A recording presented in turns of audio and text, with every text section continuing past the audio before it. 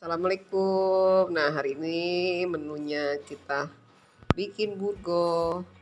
Burgo makanan Palembang ya, seperti ini. Nah, ini kita siram dengan kuahnya. Taburin bawang goreng ya. Terus tambahkan nih sayur buncis. Wow, mantap. Ada sambal cengenya.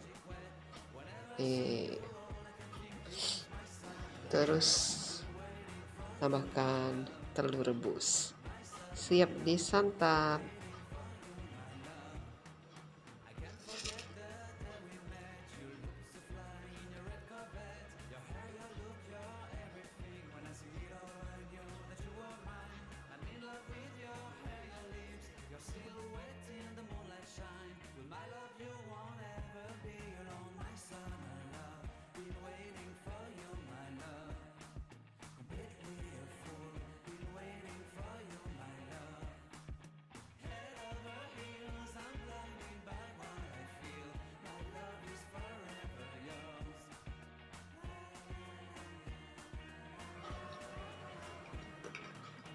Alhamdulillah hari ini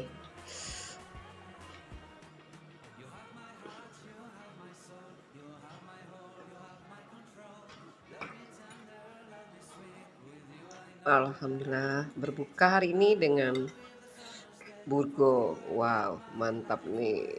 Ada sambal buncis ya. Ini sambal cengkeh dan telur rebus. Selamat berbuka semuanya. Bismillah.